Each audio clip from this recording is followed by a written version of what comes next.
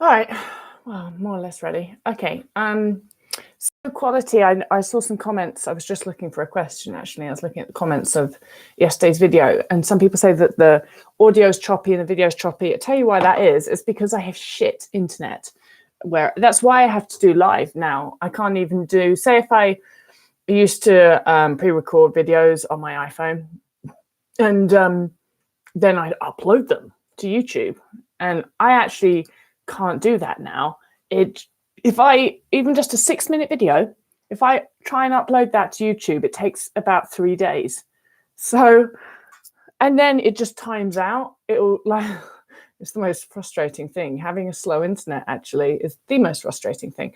So I'm sorry about the video quality and the audio quality. It's either this or nothing until I get better internet, which I believe, I'm told, is coming.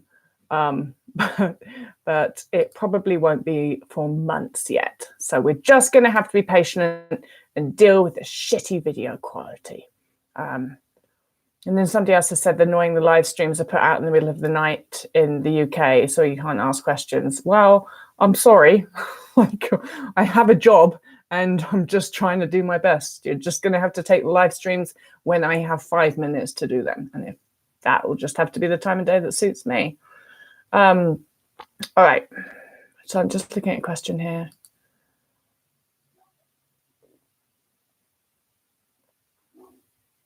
So somebody's writing that they're in recovery and they've noticed that the people that they live with restrict to some degree.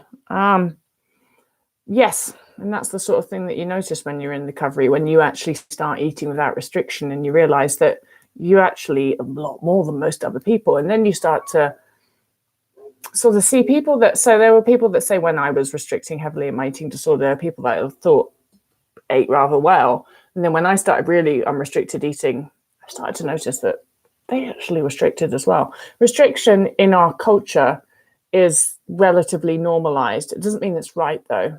And it doesn't mean it's good for us.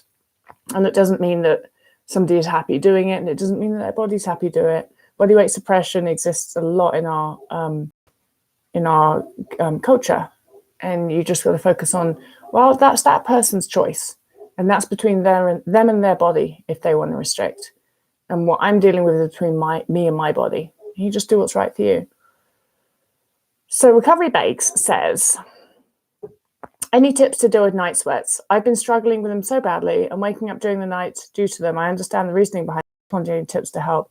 I had really bad night sweats due to hypermetabolism. And I just kept a large towel next to the bed, and I'd sleep on a towel because I knew I was just going to wake up in tons of sweat. And so then, but the problem is that you wake up and when you sweat, and then I'd immediately get cold, because as soon as I wake up, then I'd start to get cold, and then you'd just be on all this like cold sweat. It's horrible. So I used to sleep on a really large towel, and then I'd switch it out when I woke up because I've been in the cold sweat.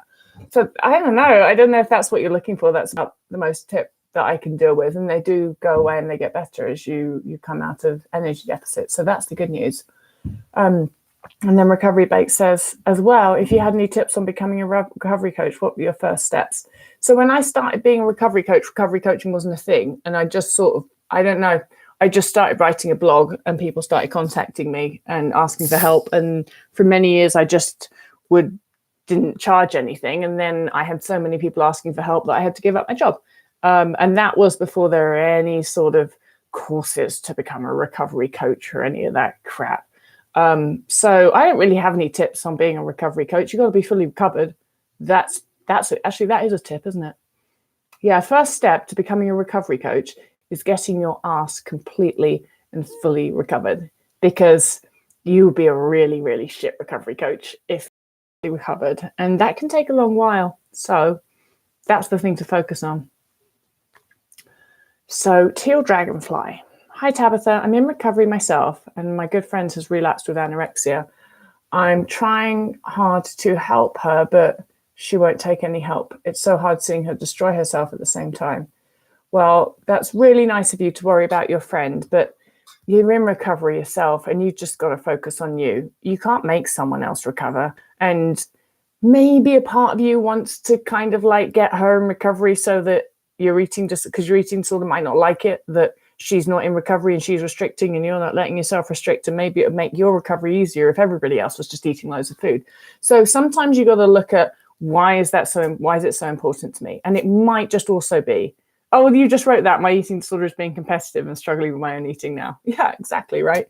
So I would just be like, look, my friend and her eating disorder is between her and her body. If she wants to continue to fuck up her body, then I can't make her change, but you have to focus on yours, and you can't continue to fuck up your own body. So you just need to do what you need to do. And that may mean that you don't hang out with your friend for a little while until you're feeling more solid in your recovery. Or it might mean that you've decided right now, I'm not going to let her restriction affect me.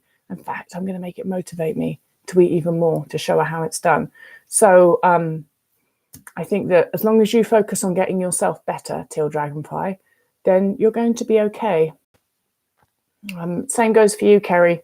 Your sister is anorexic as well as me. How do I not get triggered? It's bloody hard, but it's always, oh, everybody's going to hate me for saying this. It is always a choice to allow yourself to be triggered. Oh, I know that was so mean of me to say that, but I believe it to be true. I did not say it was easy. Didn't say it was easy. I just said it was a choice. So that is how you don't get triggered, is you choose not to be triggered. And that is also a choice, and that's the best one to make. Neve. Hi, Tabitha. I'm 15. Honestly struggling so much with clinging to being skinny and focusing on my body. Any advice? Your inspiration. Oh, thanks, Neve. Look, it's really fucking difficult when you are 15 and you're in this culture that says skinny is better. Everybody, skinny is better. And you're in this, you're young, and you just like, you're a teenager. So you ultimately, when our brains, when our teenagers are just like super sort of focused on how to be a good teenager and fit in with your friends. And, you know, like your brain is kind of priming you for doing well in life.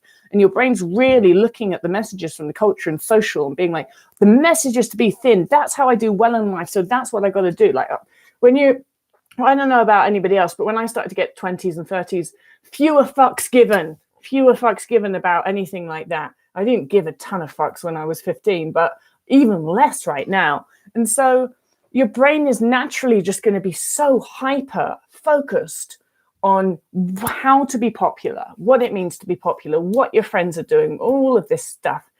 And it's really difficult when you have an eating disorder because it will be reinforced. People will say things to you like, oh, you're so lovely and thin, or how do you stay so skinny? And oh, you eat so healthy. I wish I could exercise as much as you do. And that doesn't help, does it? It reinforces that what you're doing is good. It isn't good. And you know that because you would not be watching my YouTube channel if you didn't know that. You wouldn't be writing me questions if you didn't know that. So I know that you know it's not good, Neve. But it will feel like you're pushing water uphill for a little while, and that's okay.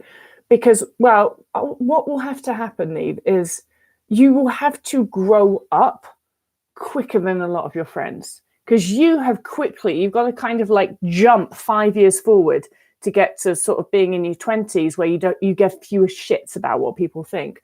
And so you're going to have to mature,